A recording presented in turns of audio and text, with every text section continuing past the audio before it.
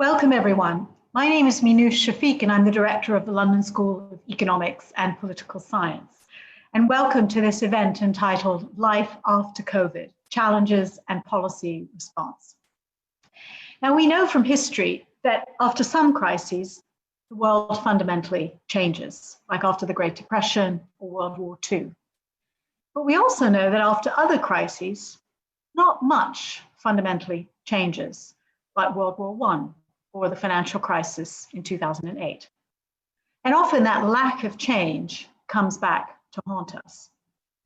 With COVID, many of us long to a return to normal life without physical distancing, lockdowns, fear, and loneliness.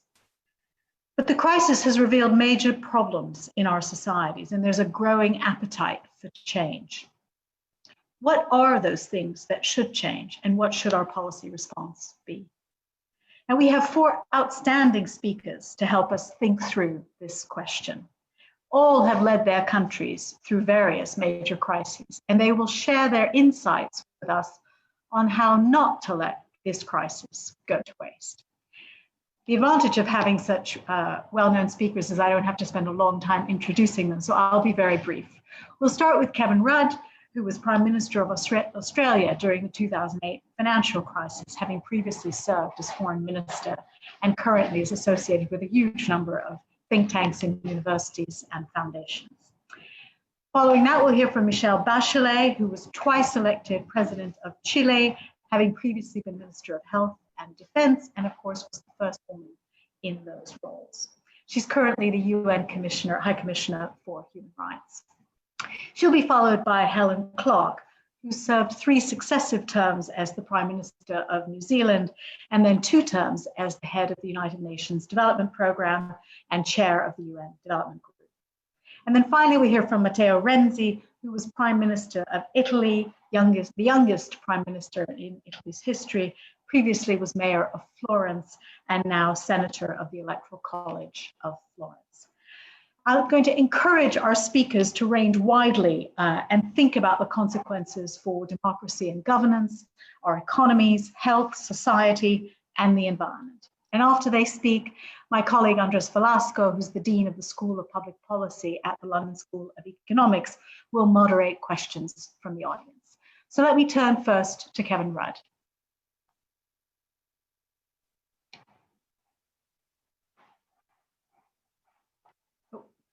I think he's still on mute. Could we unmute?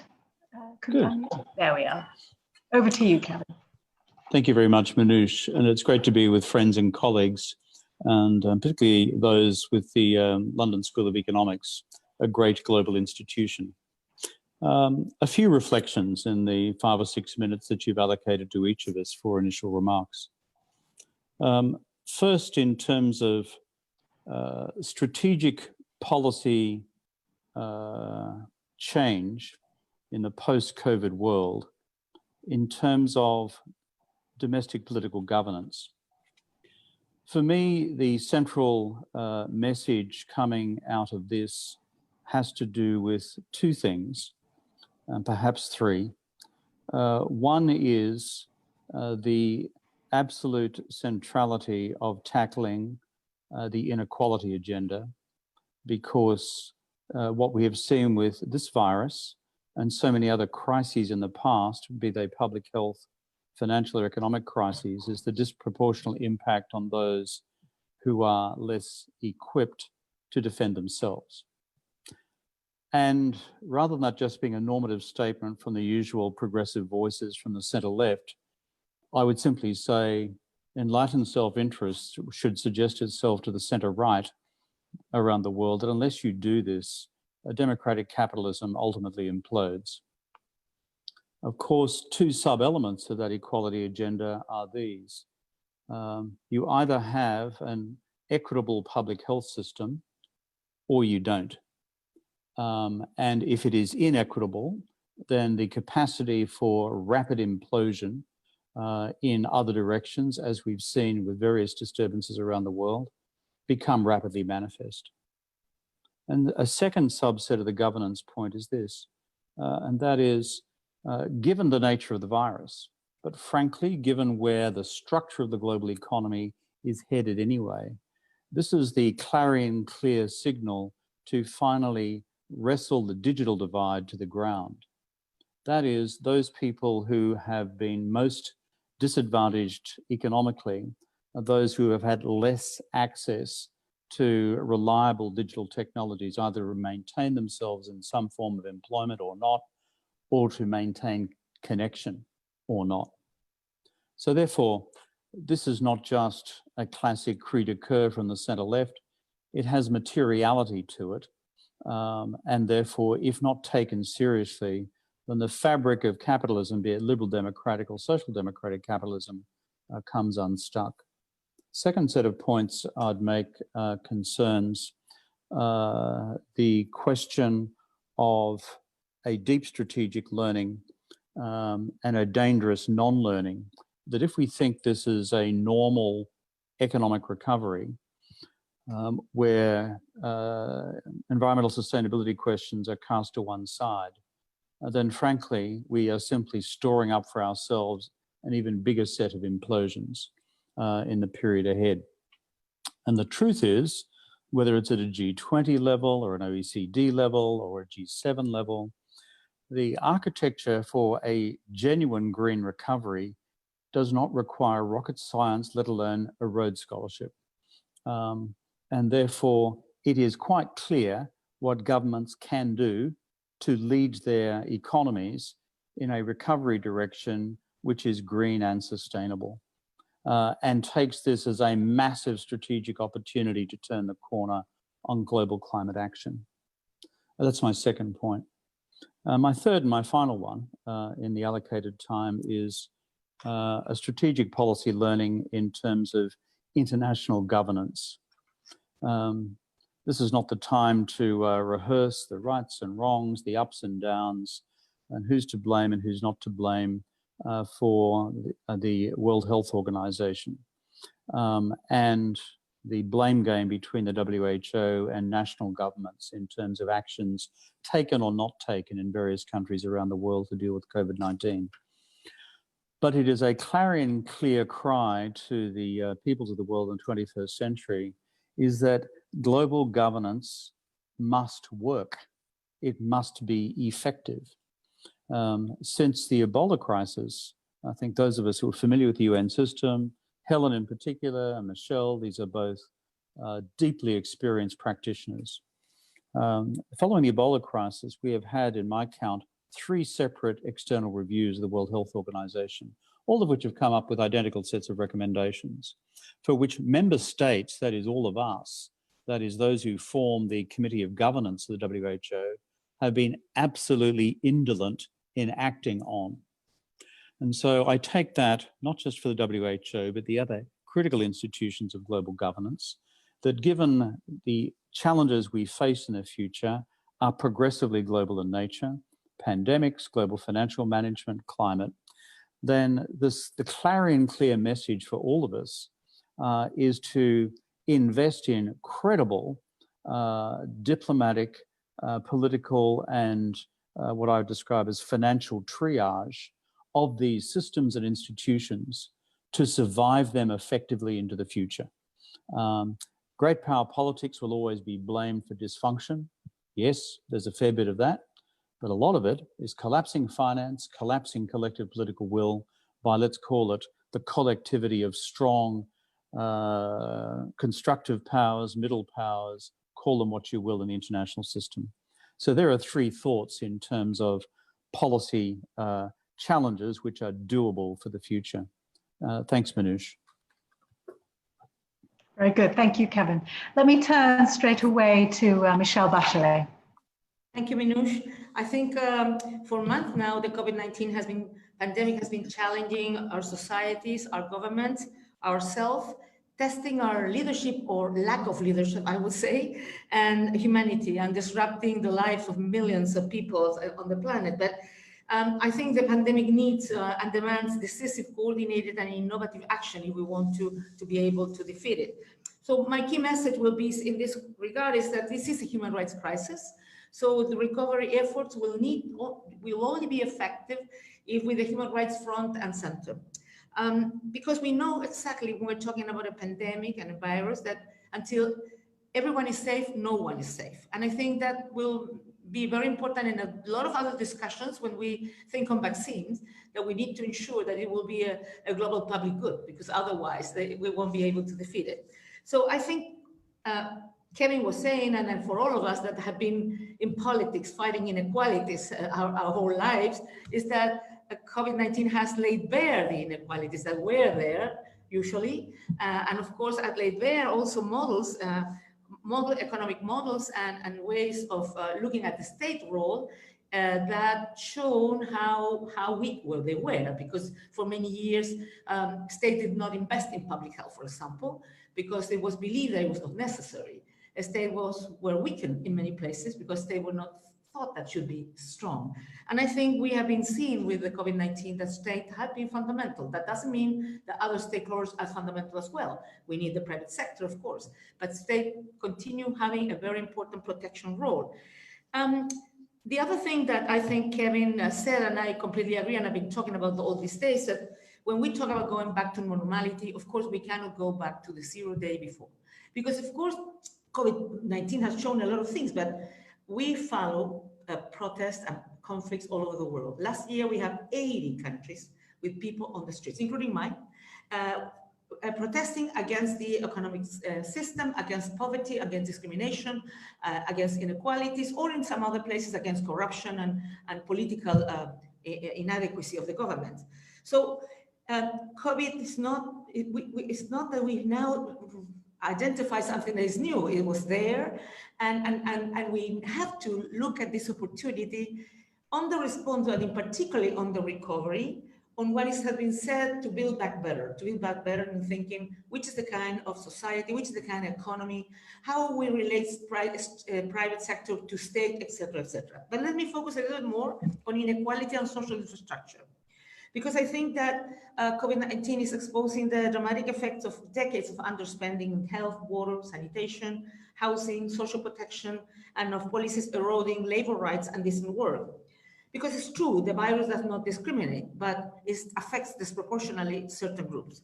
And social and economic exclusion is frequently aggravated by the impact of multiple intersecting forms of discrimination, which are based on age, gender, race or ethnicity, migration status, sexual orientation, disability or health status, and of course it can be perpetuated as well with harmful gender, cultural or social norms and stigma.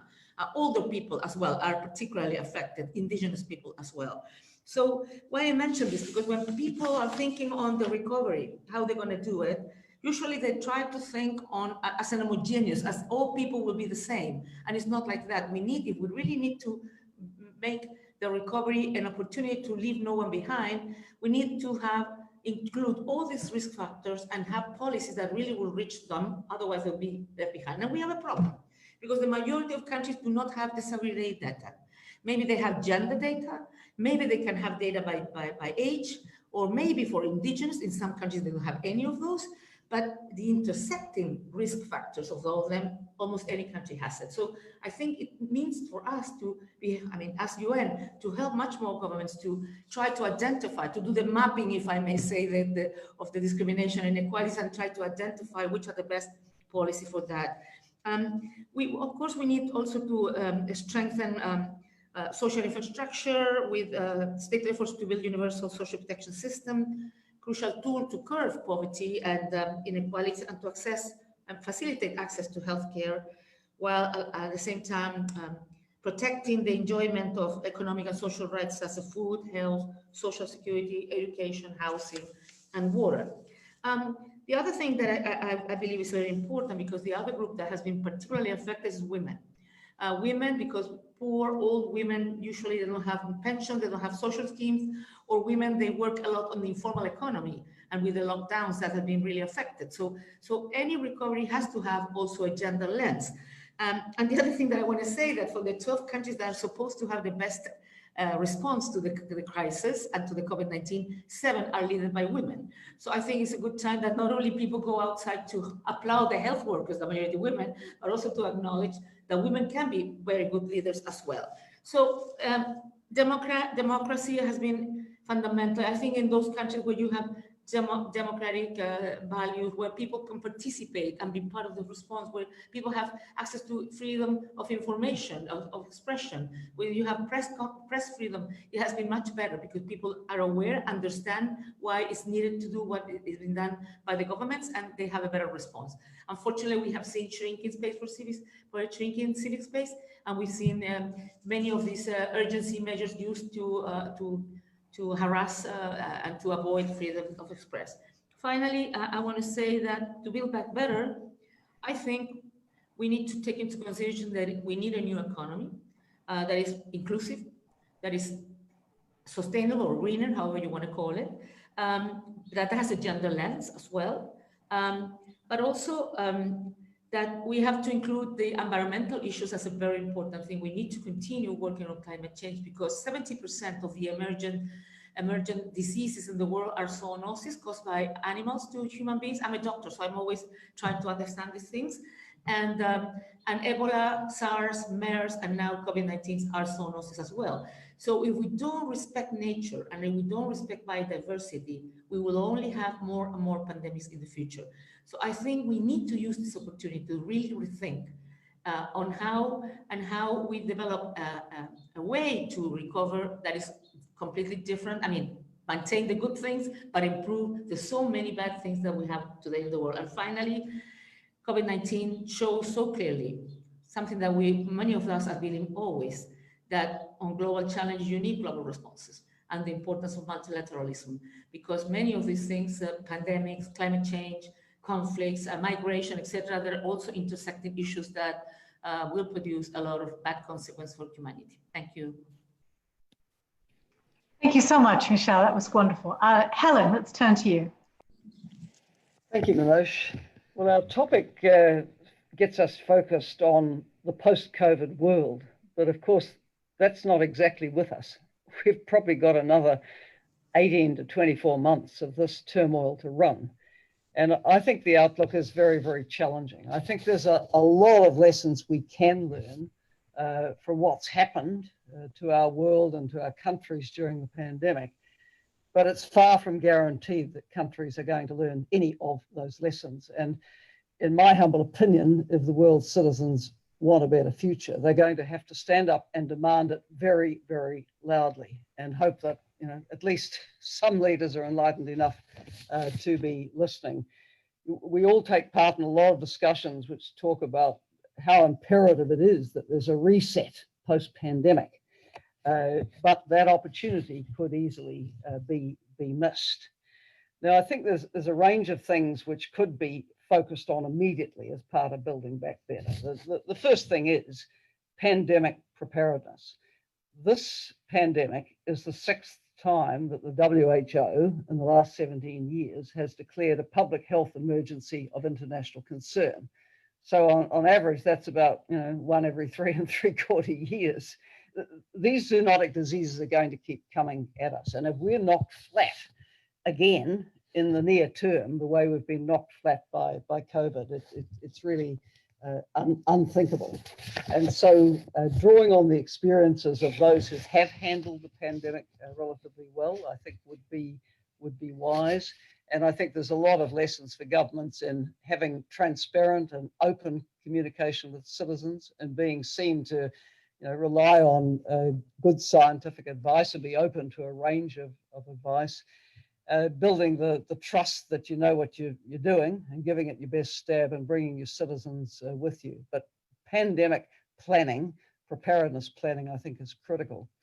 I mean, linked to that is also the need to fix broken health systems. What have we seen around the world? We've seen a lack of coordination between the level of the state and regions and districts and so on. We've seen poor IT systems which don't talk to each other. We've seen the consequences of the lack of investment in population health.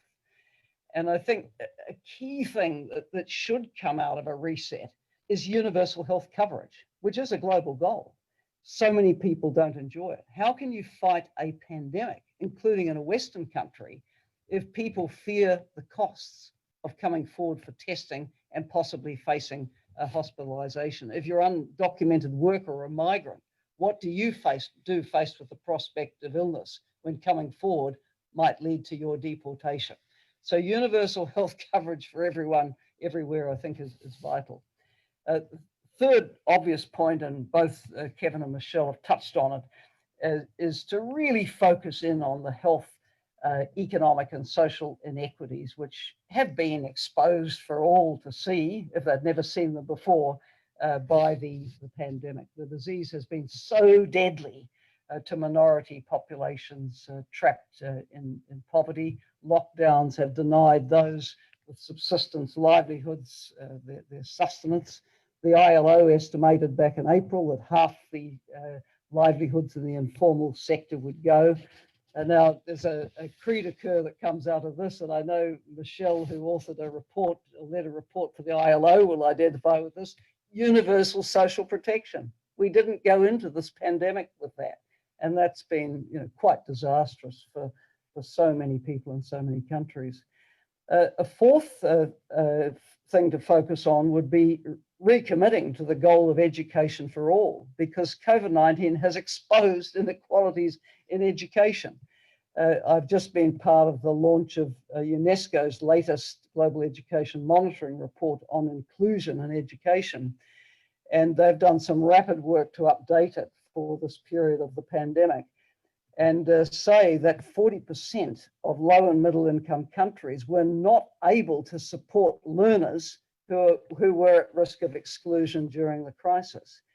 Take, for example, Ethiopia, where for the bottom quintile of people on the income ladder, only 7% own a radio. So it's not even an issue of, could you get an iPad and the modem out? Forget that. Only 7% have a radio.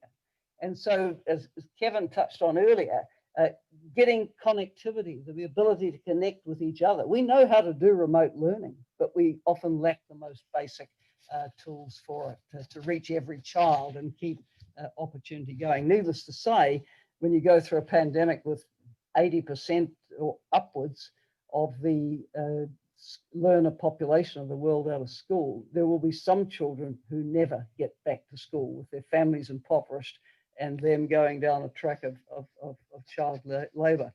So I thought that would be, quite a practical list of things to focus on: pandemic preparedness, universal social protection, universal health coverage, education for all. And those points touch on a number of the key transformations that Jeff Sachs and Johan Rockstrom and others have talked about. But of course, to do those things requires investment. And one of the legacies of this pandemic is the most mind-boggling government deficits. If I, as Prime Minister, had ever envisaged that I would have a deficit the size of the one the New Zealand government and so many other governments now face for digging deep, you would be horrified. But of course, it's one thing for a Western country, which is bankable, to run up a deficit. For many of the world's emerging and developing countries, it's utterly disastrous. The IMF, I recall, estimated there was a need for 2.5 trillion for all the range of bailout and support mechanisms for those economies, and there's nothing like that amount of money that's come forward to help. So unless there's a massive mobilization of support now out through the international financial institutions, my fear is that in many of the developing and emerging economies, we will see austerity, we will see cuts in services, we will see continuing pressure on jobs and livelihoods. We're certainly seeing extreme poverty and hunger go up. We're likely to see more civil unrest, which in authoritarian states will be met by repression and human rights abuses. That will in turn propel pressures to flee. And in a way, think Venezuela writ large. When an economy collapses and the spillover impacts go all around the region, we could see that on a significant scale in the worst case scenario. We need a lot more international solidarity to stop that kind of scenario playing out. So, all that, and let me spend the last sort of 40 seconds on saying there's all the big questions then about whether we can reset in a way where we also restore and protect our ecosystems. You know, the pandemic is one in the syndemic of crises, the crisis of inequality, the crisis of climate, the crisis of biodiversity, the raging conflicts, which have caused, you know, roughly 1 in every 100 people on Earth to be forcibly displaced. The old order is very unattractive, but is there the leadership for the new order? Is there the leadership on the environmental side to stop the deforestation, to stop the wildlife trafficking, to stop the overfishing, to stop the degradation of fresh water and oceans, to radically bring down the fossil fuel footprints and move to sustainable energy, to tackle air pollution? You know, a post-COVID world really needs to be tackling these things. And as I say, it's not going to happen just because we wish it to. I think the world's citizens are going to have to mobilize for that new world with passion. Otherwise, we will blunder on to more mistakes as we work our way through more pandemics and more crises. Okay, thank you, Helen, for those sobering remarks. We turn to Matteo. Thank you so much. But I believe every consideration by Ruud, by Helen, by my friend Michelle are very interesting. So for me, I can use just 3 or 4 points to encourage the discussion for us. I agree with a lot of considerations of my former colleagues. And so, very briefly, first, this virus changed geopolitics around the world. Please come back to 6 months ago and you see a different world in the relation between USA and China. Very important and very interesting. We discussed 6 months ago about trade, about 5G, and for sure we will have in the next 10 years again a great tension between USA and China. But the change now is a change of narrative. And this change is particularly deep inside American politics. This, for me, is the first consequence of COVID. 6 months ago, my friend Joe Biden was considered from a lot of people with a man not able to win. During this period, also thanks to very great action from Joe and a very good politics from Democrat Party in USA, and particularly with the leadership inside of President Obama, now Joe Biden is not only a candidate, is maybe the favorite for the victory in the White House race in November. So first, everything is changed in the geopolitical situation and inside American politics. Second point, we really touch the change from caused from COVID in the European politics. After Lehman Brothers crisis, European leaders decided to continue with the same approach. They continue with austerity, they continued with the Pact of Stability and Growth, they continue with the rules, bureaucracy, red tape of bureaucracy, etc., etc. Now, also thanks to leadership of Ursula von der Leyen, of Angela Merkel, of Christine Lagarde, just to include also a man, not only women, Emmanuel Macron, I think really Europe changed direction. In 4 months of coronavirus, Europe changed more in the last 20 years. This is very important to image a new Europe for the future. I don't know what could happen in the next months in Europe, also because I consider the most great dangerous event in the European history will be in May 2022 with the new election in France, particularly if populists will be able to win Paris.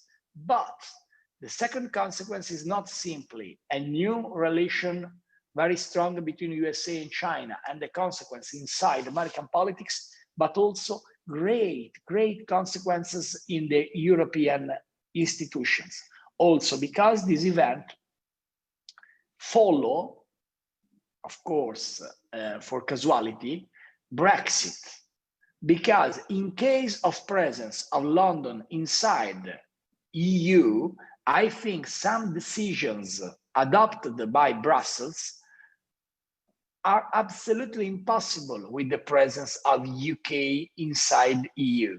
This is very sad for me because I'm a great fan of the presence of UK in EU, but we have to be very frank between us. Without UK, EU accept a new challenge.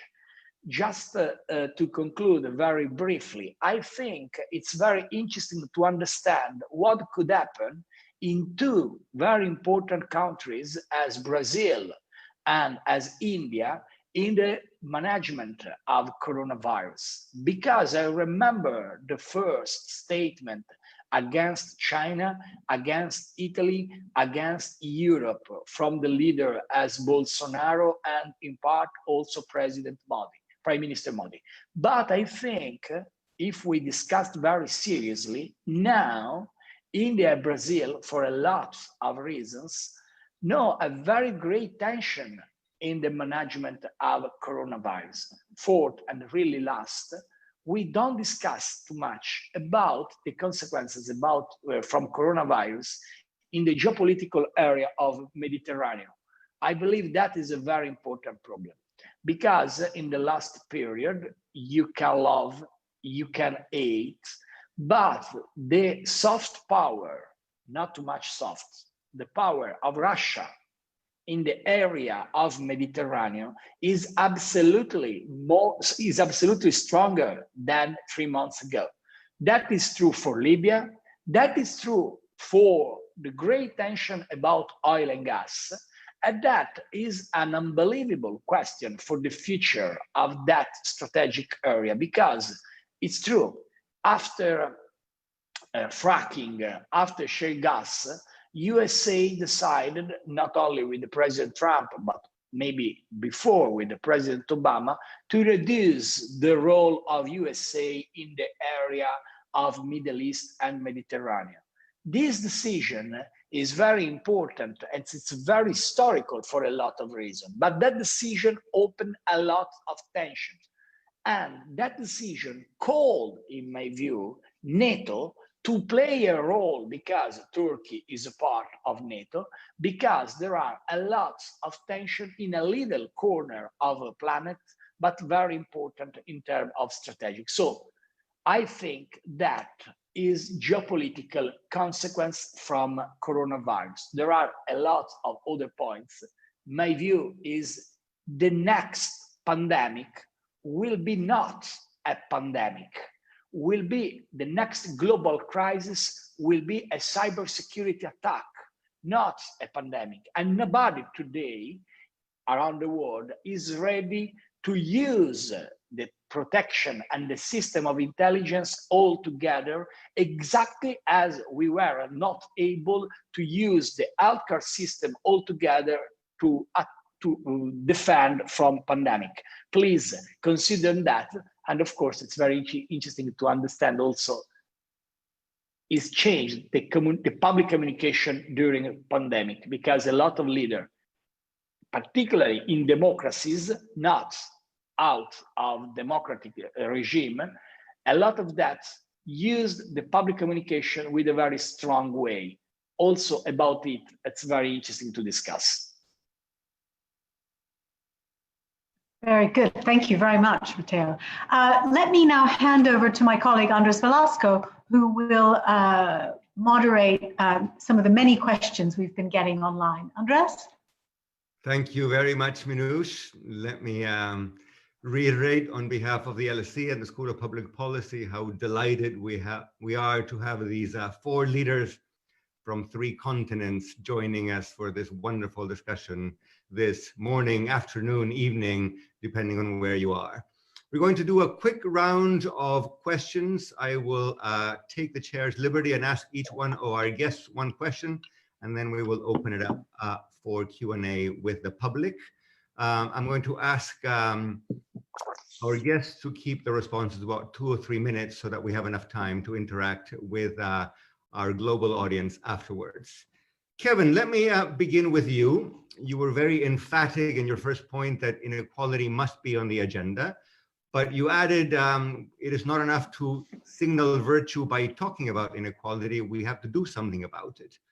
And in this regard, it seems to me, I was reading a wonderful paper by Danny Roderick and Stephanie Stancheva, both Harvard professors this morning, who make the claim that we will not do away with inequality unless economies can provide good jobs. Of course, providing good jobs at a time when technology is destroying a lot of jobs is harder than ever. And with economies fairly slow, as are likely to be in the next couple of years, it is even harder. As a leader of the center left, looking forward, how do we make sure that we can fight inequality by providing jobs? Where do we find those jobs? And what kinds of policies can produce them? I think 2 quick sets of points in response to your question, Andrés.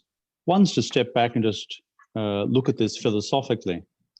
The future of capitalism hangs on we social democrats because those who believe in unrestrained liberal capitalism created the last financial crisis 10 years ago and have done little to repair the system since then. On the equality question, what happens is that liberal capitalism says, not my fault, not my problem, go and get a job. Having lived in the United States for the last 5 years, number of times I've heard that, it's almost a piece of quantitative research in itself. The problem is, if you are a liberal capitalist, then you're sowing the seeds for your own Schumpeterian destructionist moment. You'll blow up the system eventually. Social democrats have 2 sets of responsibilities. One is to grow the economy sustainably so that jobs are created. We cannot return to old forms of classical socialism. It doesn't work. So our job is to work constructively with markets to grow the economy, to create a new range of jobs and a better range of jobs. But on the way through, not to apologize for a continued role for the state, social democratic state, in various forms of industry policy intervention in the major economic drivers of the future, the new technology industries, the green revolution industries, and others. But my final point is this. Why do I say that this is the moment for social democrats worldwide? Is that we understand that to do that and to grow the economy through being engaged with the market, to deploy industry policy, to grow the industries of the future, we must have an equality agenda to bring people with us and to not allow them fall out of the social contract, and to have a decent universal social protection and decent universal public health provision. It is these 3 engines which hold together the fabric for the future. Engaging the market, not denying it. Secondly, investing in the industries of the future. I've listed just 2 or 3. I'm making no apology for that, as if it's some offense to the liberal capitalist model. They can jump in the lake as far as I'm concerned. And the third is, one deeper than the one sitting behind Helen on her screen. And the third is, we actually understand not just the ethics of action on equality through universal social insurance, but we understand the practicality of holding our societies together and to holding together a social democratic capitalist project. Thank you very much, Kevin. Let me turn now to Michelle, Madam President. The Economist wrote recently that there are 2 pandemics in the world today. One is COVID-19. The other is a pandemic of power grabs, as dictator wannabes in many countries across the world use the emergency to seize extraordinary powers. There's also the perception, correctly probably, that AI and technology will be a boon for government supervision and bad for individual rights and privacy. How do we make sure, particularly from your seat and your current job, that out of this emergency, we get strengthened democracy and human rights and not a weakened state of rights for everyone?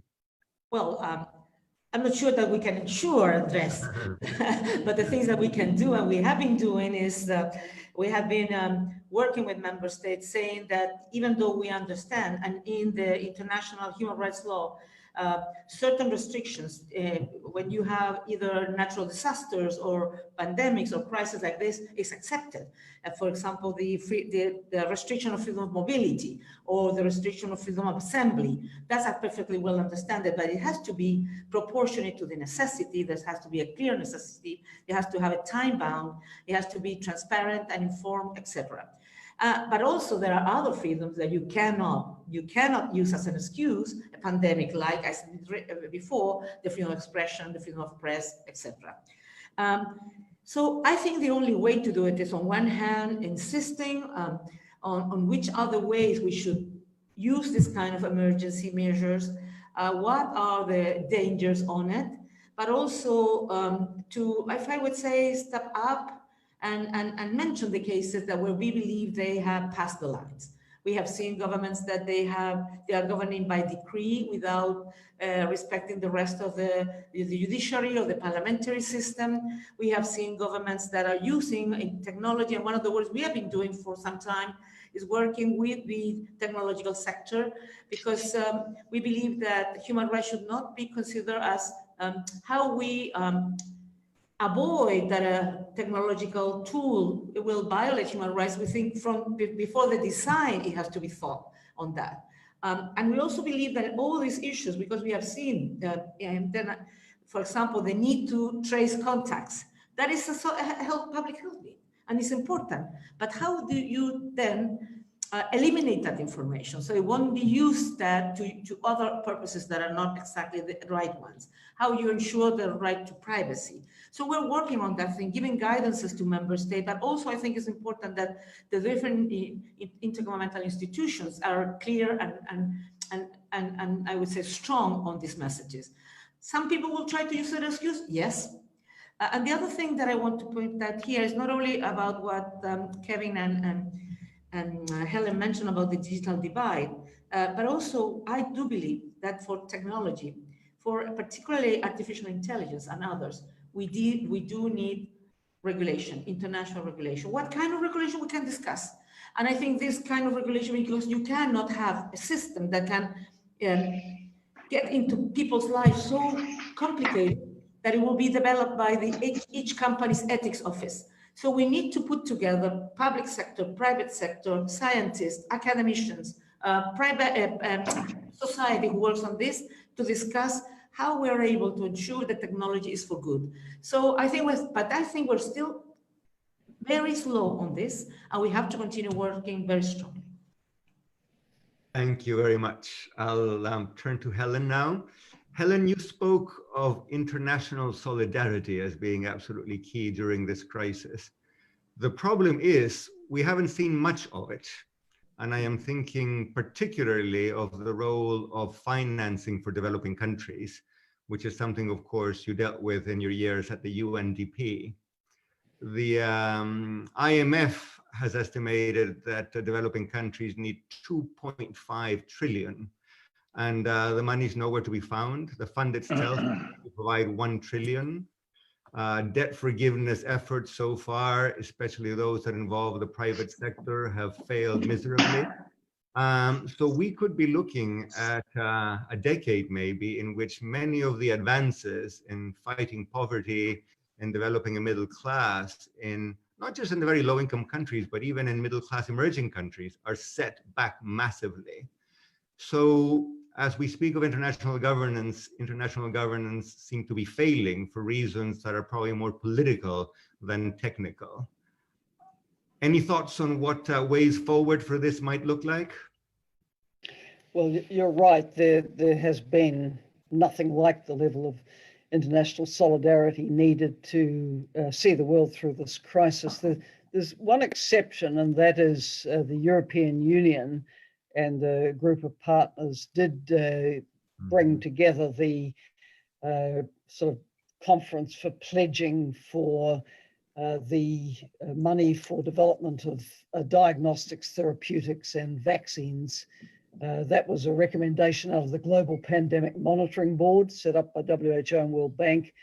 It needed about 8 billion and it more or less got it, but 8 billion is obviously the petty cash when you're talking about Kristalina Georgieva using the figure of $2.5 trillion. So what is missing is really the figures who can step forward, I think, out of the major economies, the way Gordon Brown did in 2009, backed by other G20 leaders at the time, to get that grouping, which does represent 85% of the world economy, to lead in mobilizing the resources required. And it's going to have to be quite a broad-based effort to enable the IMF to have more special drawing rights at the disposal of countries for the debt waivers and holidays and relief for increasing fiscal space. And you're right, it's not just the poorest countries who are on the line here. You have economies in the Caribbean and also the Pacific who have reached upper middle income status, and even in the case of at least one I can think of in the Pacific, at the point of graduation from developing country status. But it's all built on the deck of card of tourism, which just stopped. So, you have the need for major packages in economies which would have been considered nowhere near the bottom of the ladder. So I think we need to look to who could step forward and do this. And I think if you look across the G20 grouping, look immediately to Germany and Angela Merkel, who is globally respected, who's led, a successful response in challenging circumstances in Germany, who has the gravitas, I think, to be a mobilizer of G20, probably in liaison with President Macron, who also carries weight. But we're in a sort of particular moment where G20 currently is led by Saudi Arabia, which isn't going to step up on this. G7 is led by President Trump, or it's missing in action. So we need other leaders just prepared to say, look, we're going to get in here and push and try to rally the troops to stop the worst happening. Because as I say, if the worst happens, then you will have a series of collapses of the Venezuela kind, which will not only be quite disastrous for the citizens of the countries concerned, but have spillover impacts all around their borders. Thank you, Helen. Missing in action is not a bad way to characterize the role that the US is not playing this time around, and of course, a role that the US under President Obama did play 10, 11 years ago. Matteo, let me turn to you. Both you and Kevin said that the crisis should afford opportunities for the center left.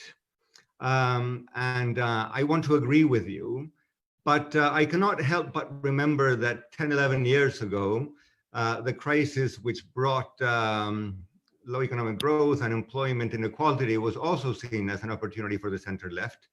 And out of that crisis, we got populism, and particularly right-wing populism, in the US and Brazil and Turkey and the Philippines, in India and Poland and Hungary. The list is very, very long.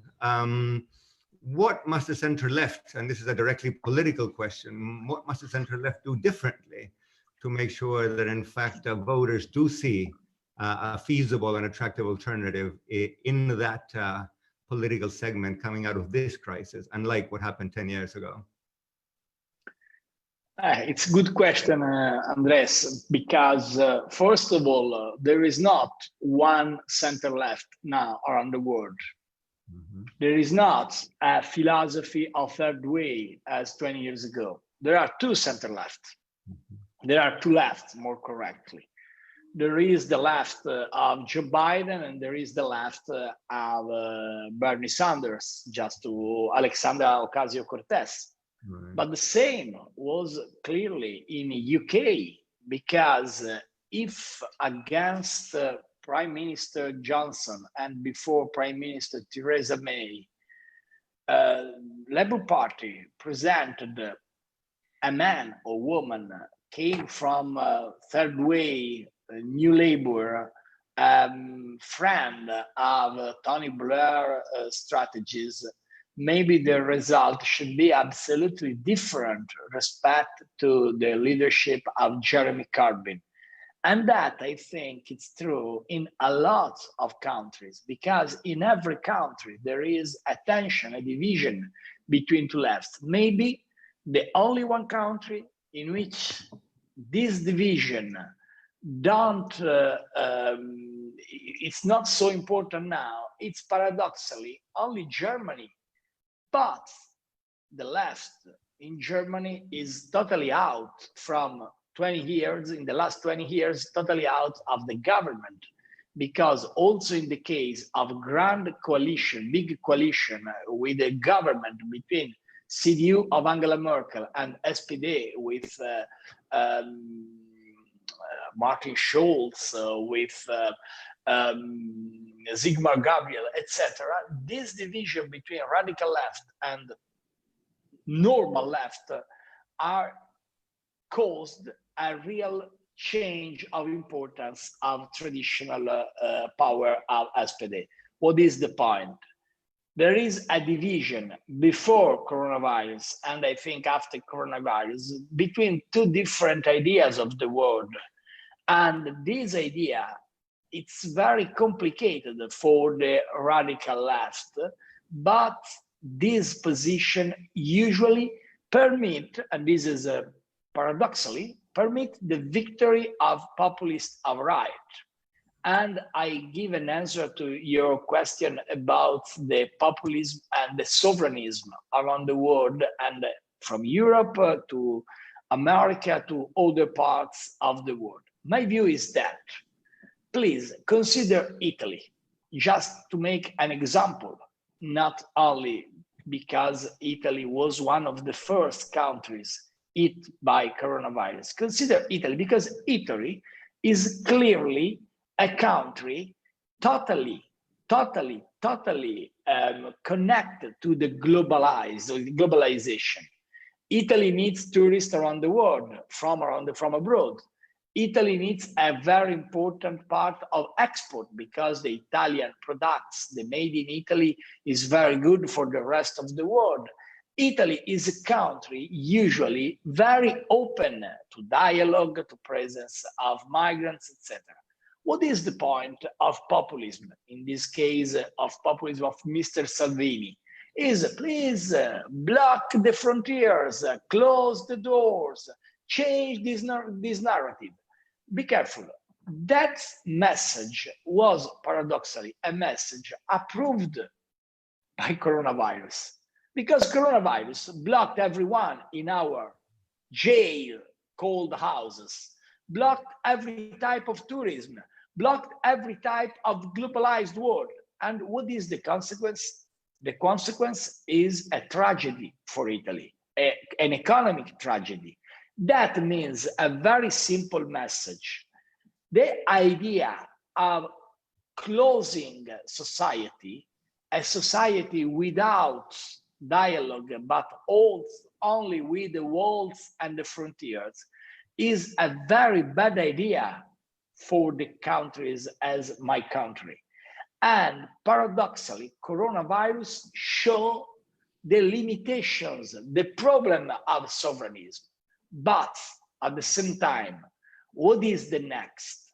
The next is that if the European government, and in this case is true particularly for France, will not able in the next months to give a strategy of reaction for economic crisis, I think, this is my opinion, populism will come back, populism of right will come back, particularly in France, because today, if we study Europe, you understand there is not a great success from populism. There are a lot of success in newspapers, but not in the parliaments. The real problem will be 2022 France election. And just to conclude, I think it's very important change narrative because, okay, let me be very frank. A government focused on the fear is easy. To make prime minister with a great problem and with a very easy message, please, we have to be everyone all together. We have to block our activity because we have to save our lives. This is not a great problem. It's easy, the message. The real difficulty is change and pass from fear to hope. To make the prime minister with a vision, with an ideal, with a possibility of recovery is not easy, because you need an unbelievable courage and an unbelievable risk of failure. So my view is that today, after 3 months, 4 months of lockdown, polemics, healthcare dramatic situation, a lot of deaths, after that very strong period, we need a different narrative, particularly from left, able to give hope, to give a new vision, not only to make a government focused on the fear. Thank you, Matteo. From fear to hope, that could be a good title for the narrative we're all hoping will emerge from this crisis. Both Michelle and Matteo have alerted us they may have to leave early because they have other commitments. Michelle, do we have time for one question with you before you have to leave? Indeed. Thank you very much. We're going to move on to questions from the audience, and the first one for Michelle Bachelet is from Graziella Piga, who says, Madam Bachelet, you have been our pride, given your work in UN Women. And the question is, in your opinion, what should be done concretely to make COVID-19 an opportunity to address structural gender inequalities? Well, I mean, there's a lot that needs to be done, and we have, if she wants to look at more details afterwards, we have developed a guidance that is in a web page in terms of recommendation from member states to tackle the different aspects of gender inequality. And also one issue that we have seen increase dramatically during the quarantine is the gender-based violence. And I think what we need, of course, is people, women leaders, to step up, to show how you can make a very important government with good policies that has a gender perspective. You need to ensure that more women are in the decision-making positions in governments, in municipalities. I mean, not only on the national level, regional level, local level. You need to ensure that you have systems like quota system that will permit to have a better representation of what a society is. Countries like mine, where it's 52% of women, and people still in the speeches speaks about minorities, and so you need more parliamentarians, you need more people on the municipality councils, more women there, that they can bring the gender perspective, that they can bring and contribute in a very special way. I think we also need to show role models and to have role models that can show that women can be great leaders and that can contribute fantastically in different levels. Of course, at the university, at the banks, at the private sector, at the public sector, and it can be done. Because in my last government, when I arrived, we had in the state-owned companies only 5% of members of the board were women, and I said I would do 40%, and we'll finish with 42%. So it means political will. I think it's important to have, if possible, paritarian cabinets. And I thank you, because we have been a paritarian panel here. So that is also important, because I have been in many panels, all are men and me. So I think we need to give space to women. But and because we have fantastic women everywhere. I have met so many women. So I think that it's important also to create alliances between women. I think that women who has experience and power should mentor younger women, being it SMEs or women who want to go into politics, even though politics, I have to say, is pretty ugly today. So many women don't want to go into it because it's not a nice thing to do. But I think we need more women everywhere to give them the possibilities to develop all their skills, all the capacity. And may I just add a little thing on the question you asked to Matteo, because I believe that we are living, and before COVID, a crisis for legitimacy of political parties, political institutions, and in some places, all kinds of institutions, judiciary system, parliamentarians, and even police forces and security forces. So I believe that the center left needs to connect more with the people and their real concerns, and not because citizens feel that politicians are in a limbo, discussing on things that they don't care about them. And I feel we need to open spaces to new leaders. All these massive streets protests were all led by young people, professionals, not necessarily the poorest, a lot of women as well. And we see that in Me Too and all other social movements. And I think we need to get in touch also with more of the issues that for people are important right now, climate change, of course, technology, and so on. So I think it's good fear to hope, but it's not enough. We need new kinds of leaderships, not necessarily new leaders, but new kinds of leadership, and parties who really connect with the people, because I feel that people are really disenfranchised from parties because they don't feel that they're really concerned. And the last thing I think in the past happened, that people could not tell the difference between center-left and right, center-right sometimes, because of the policy were really similar. So I think it's a new narrative, a new opportunity for the new economy and so on. But also I think the way politics is being done has to change, because it's not something that the citizens are accepting and now. Thank you, Andrés. Thank you very much.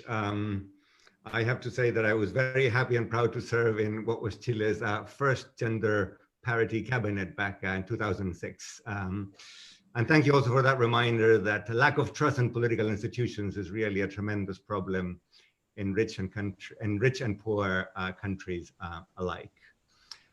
Both Michelle and Matteo, as I mentioned, have to leave early. I think Matteo has disconnected already. We thank him for joining us. Thank you, Michelle Bachelet, as well. And I'm going to carry on with more questions from the audience. We have a question from Sushant Subedi, who is a social policy undergraduate student here at the LSE. And this is for anybody who'd like to tackle it. He says, or she says, as the speakers highlighted the need for universal social protection after COVID, I'm hoping that they will tell us how that will be feasible, given that governments have accumulated so much debt in the course of this crisis, and that naturally the tendency will be to drive down the deficit, drive down the debt. Will that leave fiscal space for social protection? Helen, Kevin, who'd like to tackle that?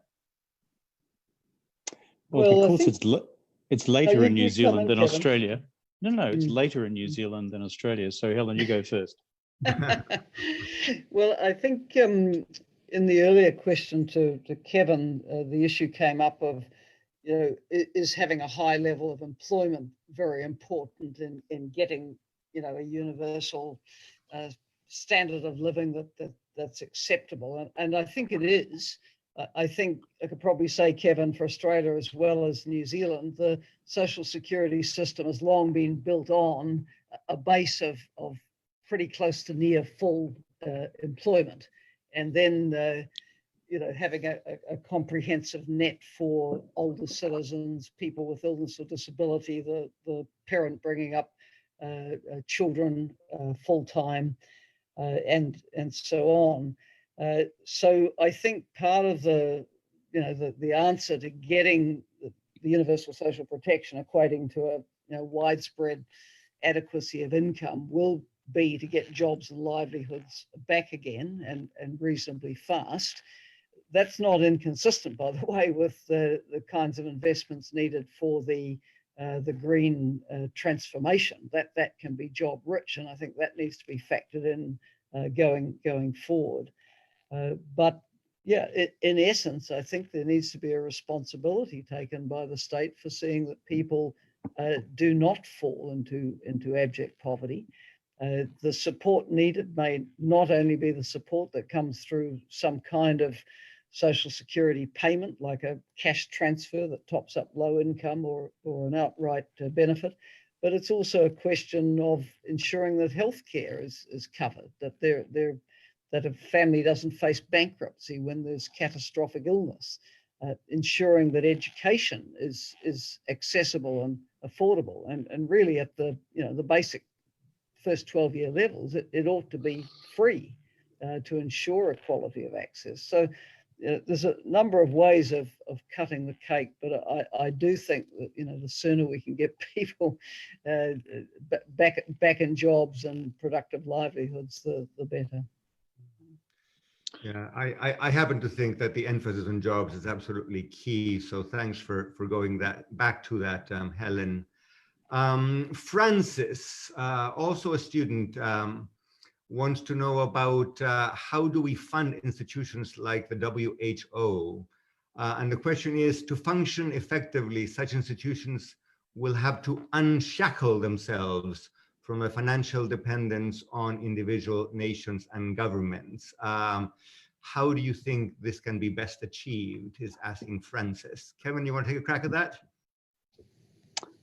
Yeah, I'm sure Helen will have views on that because she's been a senior practitioner within the UN system. Two sets of observations. One, if I could add to what Helen just said before and to the last question, it is an essential question for us all. How do we fund and finance in the current environment or in any environment significant equality programs, given that we are collectively debt constrained? My response to that is that look at the four critical fund areas that we need. One is employment insurance. The second is universal health insurance. The third is, let's call it catastrophic injury or disability insurance. And the fourth is retirement income. We could find others, but frankly, that's not a bad four to build your pillars on. My judgment, based on the Australian experience, is if you look at just one of those pillars, which is retirement income.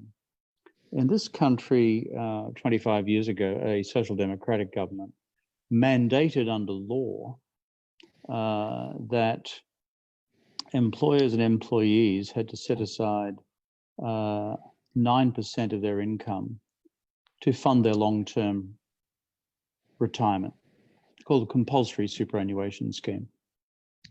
And despite the fact that Conservatives have tried to unravel it multiple times since then, including again most recently, it has achieved enormous success over time, and the whole objective is to provide decent retirement income for working families without raiding the general budget in the future for the age pension for everybody. And the objective with that level of mandatory savings, somewhere between 9 and 12%, was to enable people to retire with about 2/3 of their at-retirement income, and not with your classic European style unfunded pension schemes, which just go off into the sky. It doesn't work. So I would simply say that in terms of political constituency support, there's a way through this. And these 3 or 4 critical areas look at hypothecation of an element of a person's, let's call it, tax contribution. For example, that's what, in effect, superannuation is in Australia, or retirement income is in Australia, so that people and voters actually see what their money is being saved for, so that when you draw down on it, or the community has to draw down on it, it's not coming out of some mythical pond. It's coming out of something that I've invested in for my future. Mm-hmm. So that, I think, is a way through. WHO, different question. I've long had a view that funding of the UN agencies, the most critical ones, given that you've got general budget funding, which come from the mandatory contributions from member states, and then you have individual discretionary contributions by member states to individual organizations and even programs within organizations, is that the system has now become fraught with danger because of the collapse in, let's call it, general budget funding, some growth in some areas of the discretionary funding. Of course, the problem with discretionary funding is it skews the operations and sometimes the attention of the organization itself without pointing fingers at anybody. Look, so therefore, what's the solution? When we deem agencies to be of critical social and humanitarian relevance, things like, frankly, the World Health Organization, things like the World Food Programme, for example, these, in my judgment, should be funded to perform their functions effectively entirely out of general budget provision from the mandatory contributions of member states. We need to set up probably a hierarchy between those who are nearest the front line of human service delivery and those which are more discretionary, if you like. Otherwise, we're going to starve these institutions. And I wrote a report on UN reform, about 3 or 4 years ago now, where I said the problem with our UN system generally and with WHO and institutions like in particular is that over time, member states increasingly walk around them, don't use them, and they begin to fall into disrepair because they're not seen as being effective anymore, partly because they've been defunded. That's how we have death by 1,000 cuts in the multilateral system. None of these institutions will ever be abolished overnight, but I do worry about incremental damage being done over time. And that's my suggested funding response to the most critical of them. Thank you, Kevin. As a former finance minister, I cannot but agree with the notion that we need more social protection, but we've got to fund it. Unfunded liabilities, as you put it, float off into the sky and don't work. Couldn't agree more with that. Helen, you want to take a crack at the big issue of how we fund the WHO and similar institutions? Well, in a sense, you get what we pay for, don't you? And the WHO has had very low core funding from the member states. Most of its funding will be for particular projects. I mean, one of the tragedies of the US walking away is that if it walks away from all its funding to WHO, it basically decimates the polio program where a lot of its funding was going. So I don't really see an alternative to member states coming together in a compact to say we want to fund the lead organization in global health properly. And perhaps COVID-19 will be the wake-up call we need for that. Ebola wasn't, because it didn't spread far enough. It was disastrous for 3 small West African countries, and it's been disastrous over the last 18 months, 2 years in Democratic Republic of Congo. But by and large, it scarcely touched the West. Now we've seen what a pandemic can do, and frankly, how woefully prepared most of the global North was.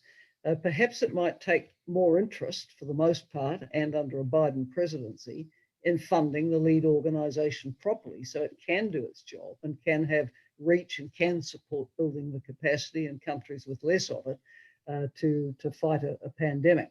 I mean, what is the alternative to the member states' funding? You can't have it funded by private industry. You can't have the pharmaceutical companies going in funding it. That's a hopeless conflict of interest.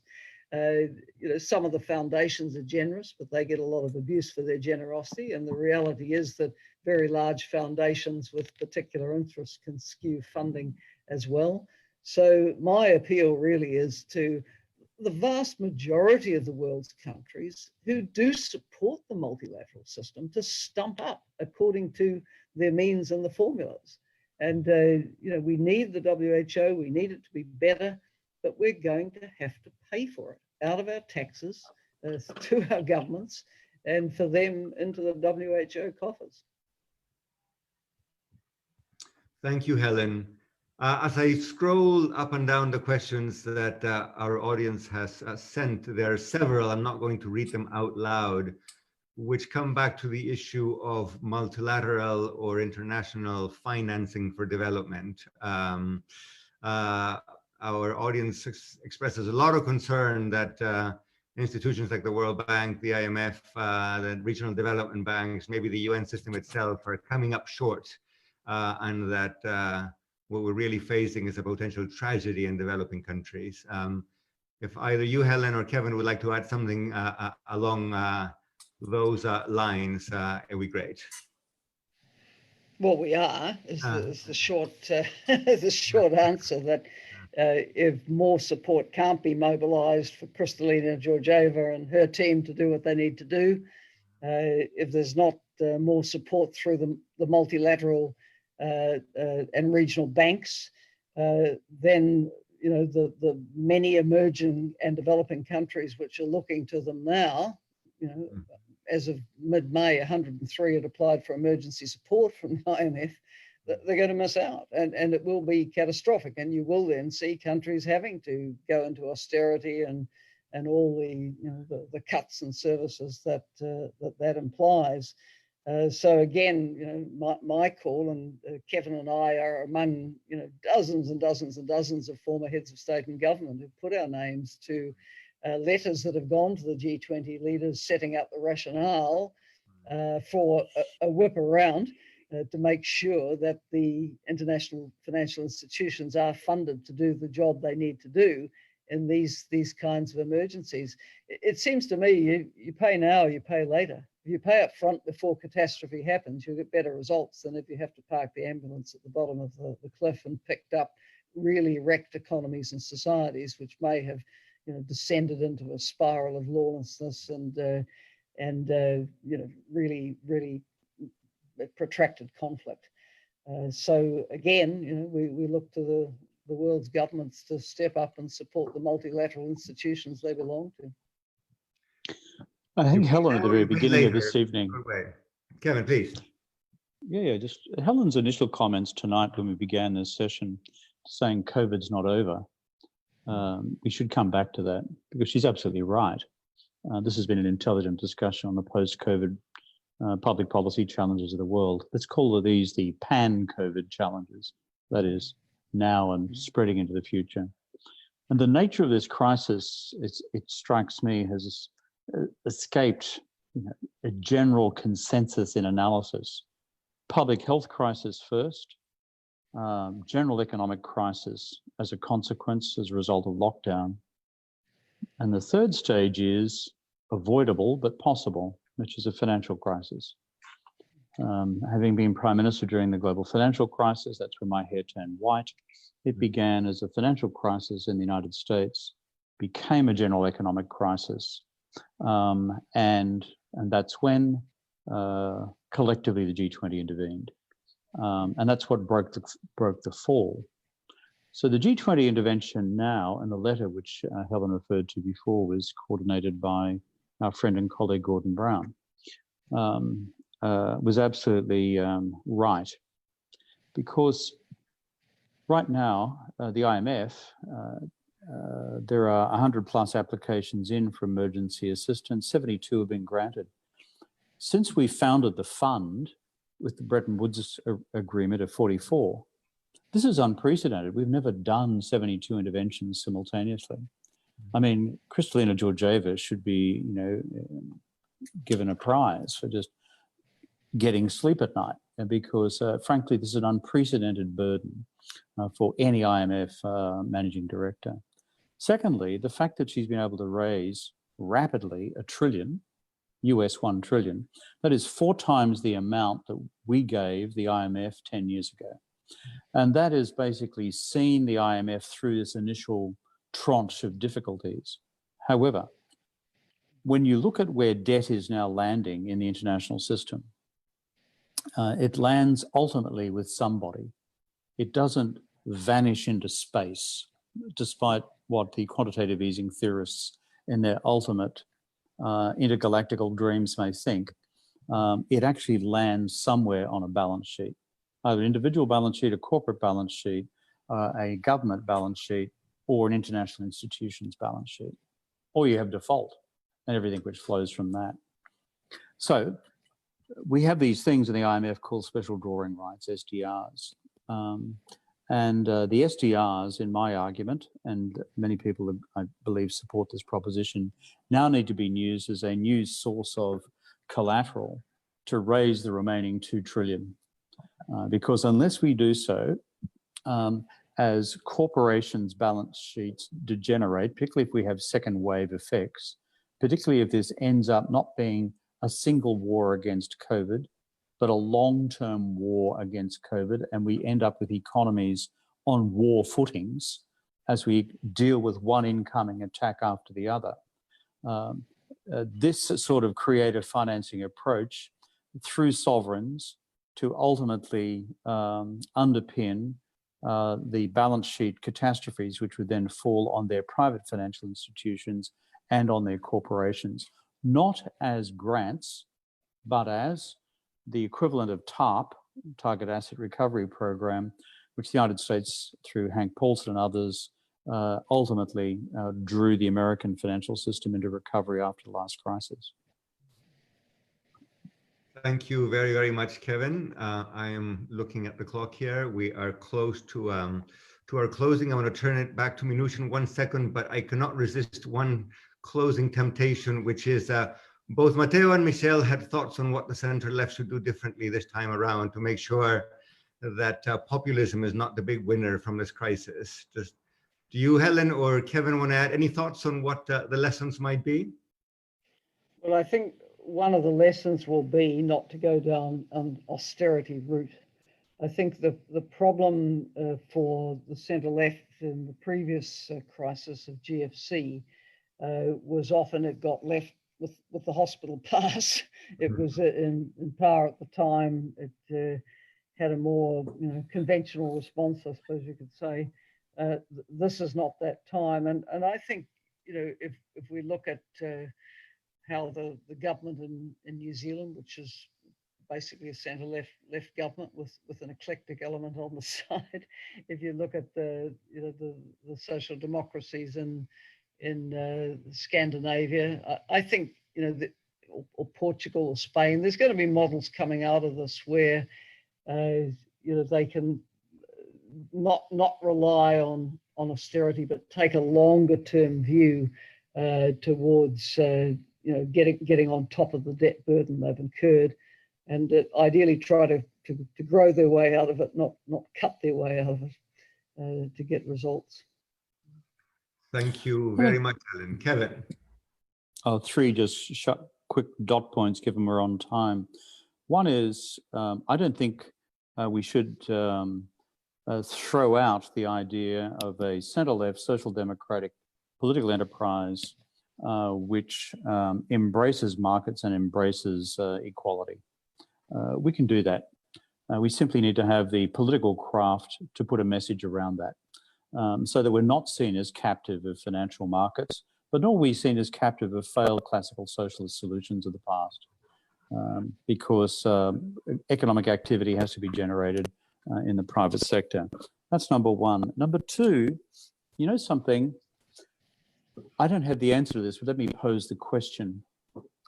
Why has the centre-right / far-right constantly beaten us on the question of, let's call it, identity politics around race, nationalism, religion, the usual eclectic mix, which we would call elements of populism as well? It's partly because we progressives, centre-left types, haven't applied our political imagination to what constitutes a legitimate centre-left populist message that actually excites people, not just in terms of the better angels of their nature, which is where we usually go, but in terms of legitimate aspects of identity which don't traduce our universal principles. We should not simply concede this ground to the nut jobs on the right. There is a creative way through this which doesn't put us in the defensive posture of destroying, quote, everyone's perceived sense of local identity. Thought number two, as I said, it's a question without an answer. Now, the third one goes to the structure of the global media. Frankly, I don't know a single country in the collective West at the moment, with perhaps the exception of Canada, where the mainstream media provide coverage for, let's call it, a mainstream center-left narrative on the future. What I find in the structure of the global media is that our enterprise is seen as increasingly boutique and open to ridicule, and as a consequence is denied oxygen, and that the default position is that the norm is a center-right conservative reality and populism being tolerated. We have a problem with the structure of media, for which my compatriot Rupert Murdoch is primarily, but not exclusively, to blame. Because his damage to all of us through Fox in the United States, his damage in Britain through Sun and Brexit, his damage in Australia through the entire media show which he owns, is comprehensive, but that's just the Anglosphere. You go more broadly in this particular, that we call it disease of the mainstream media, denies oxygen for an effective and politically credible centre-left progressive narrative. Three thoughts. Thank you very, very much. Minouche, over to you. Hey, thank you, Andrés. First, thank you to our speakers who've done a fantastic job of laying out the challenges and the future agenda. I think what struck me the most was that the policy agenda for the post-COVID world sounded an awful lot to me like the United Nations Sustainable Development Goals. When I listened to Helen and Michelle in particular, they talked about universal health care, basic income, securing minimum standards of living for people, a green recovery, social safety nets, gender equality.